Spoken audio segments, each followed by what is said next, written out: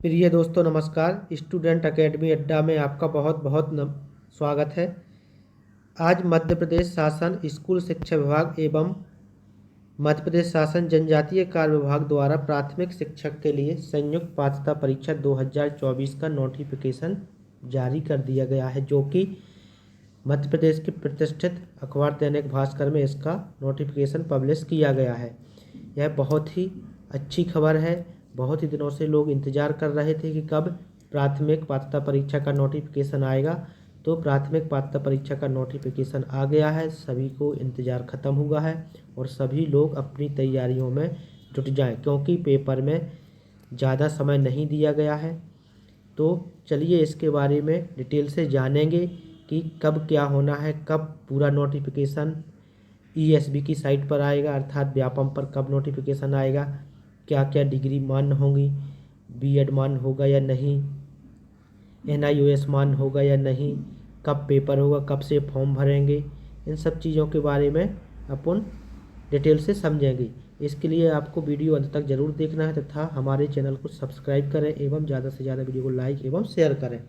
तो चलिए समझते हैं क्या है। सबसे पहले ऑनलाइन आवेदन पत्र भरने की तिथि 1 अक्टूबर 2024 से 15 अक्टूबर 2024 तक होगी। कब से कब तक ऑनलाइन आवेदन MP ऑनलाइन पर भरेंगे? 1 अक्टूबर 2024 से 15 अक्टूबर 2024 तक। परीक्षा ऑनलाइन मोड में होगी।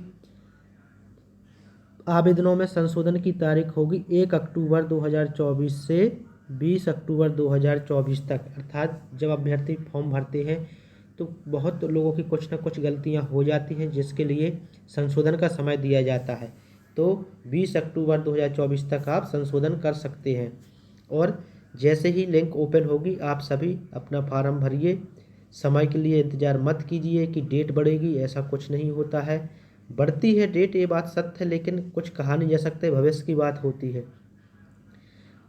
इसके बाद दिया है संभावित परीक्षा तिथि। संभावित परीक्षा तिथि है 10 नवंबर 2024 से। परीक्षा तिथि का जो समय दिया है, डेट दी है, वो 10 नवंबर 2024 से शुरू होगी। अब सोचना आपके 20 अक्टूबर तक फार्म भरेंगे और संशोधन होगा और 10 नवंबर से परीक्षा होगी, मतलब आपको 20 दिन का ही समय मिला है परीक्षा देने का। इसलिए आप सभी आज से ही तैयारी में जुट जाएं। जिन लोगों की डिग्रियां कंप्लीट हैं, जो रनिंग में भी है, जैसे जो अभ्यर्थी D.Ed रनिंग में चल रहे हैं, तो वह भी फार्म भर सकते हैं। परीक्षा की पाली, प्रथम पाली, द्वितीय पाली। प्रथम पाली में अभ्यर्थियों का रिपोर्टिंग टाइम होगा सुबह 7 से 8 बजे तक और द्वितीय पाली में रिपोर्टिंग टाइम होगा 12:30 से 1:30 तक। उत्तर अंकित समय करने का, अर्थात जब पेपर शुरू होगा वह 9 बजे से 11:30 बजे तक होगा, अर्थात 2.5 घंटे का समय होगा। और सेकंड शिफ्ट का 2:30 से 5 बजे तक होगा, इसमें भी 2.5 घंटे का समय होगा।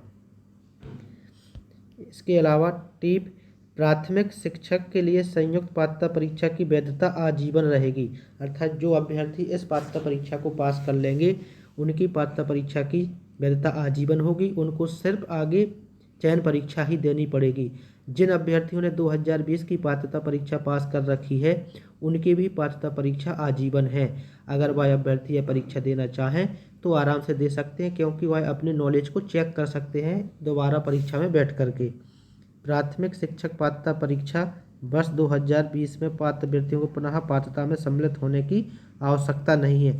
इन्होंने जरूर इधर लिख दिया है कि पुनः परीक्षा में सम्मिलित होने की आवश्यकता नहीं है, लेकिन अभ्यर्थी अपनी नॉलेज को, अपनी तैयारी को चेक करने के लिए, बरकरार रखने के लिए परीक्षा में शामिल हो सकते हैं। ऐसा कुछ नहीं कि शामिल ना हो।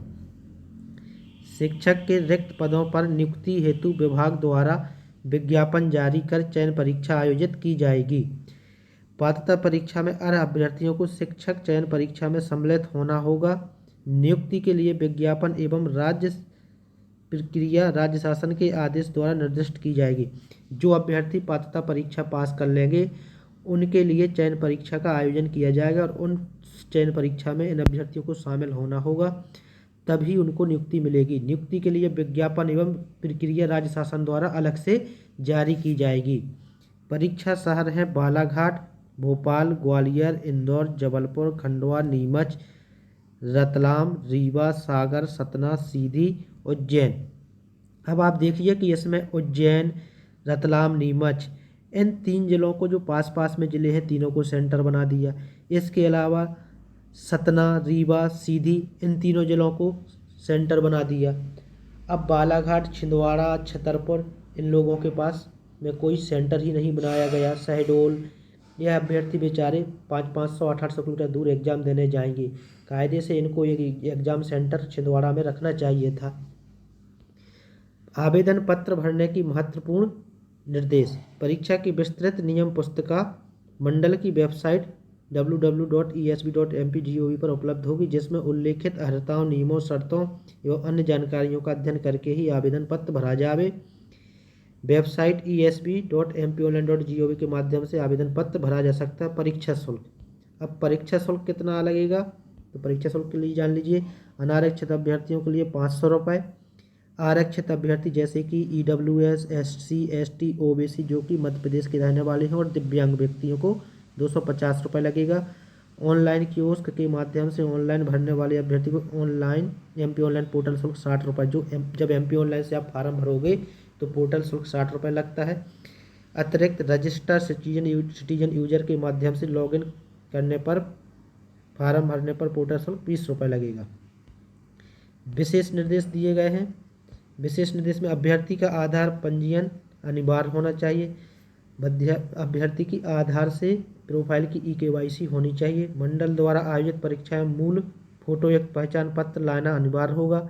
मूल फोटोयुक्त पहचान पत्र के रूप में अभ्यर्थी का मतदाता पहचान पत्र, पैन कार्ड, ड्राइविंग लाइसेंस, आधार कार्ड, पासपोर्ट में से कोई एक को चयनित कर सकता है।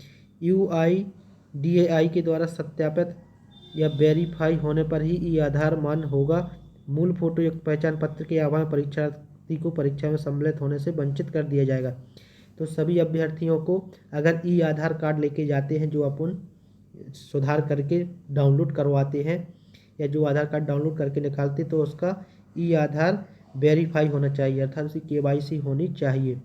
अभ्यर्थी को आधार पंजीयन अनिवार्य है, इसका मतलब KYC होनी चाहिए और आधार कार्ड में सभी जानकारी सही होनी चाहिए।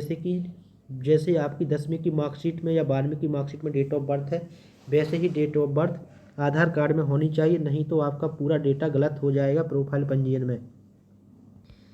इसके अलावा अभ्यर्थियों को नियम पुस्तिका में विनिश्चित मूल परिचय पत्र के अतिरिक्त अपना आधार कार्ड या आधार कार्ड की छाया प्रति, आधार नंबर, आधार BID की जानकारी लाना अनिवार्य है। परीक्षा में प्रवेश के समय परीक्षा के दौरान बहुस्तरीय बायोमेट्रिक्स सत्यापन अनिवार्य है। जिन अभ्यर्थियों का आधार नंबर लॉक हुआ परीक्षा दिनांक को परीक्षा केंद्र पर उपस्थित होने के पूर्व अनलॉक करवाना सुनिश्चित करें।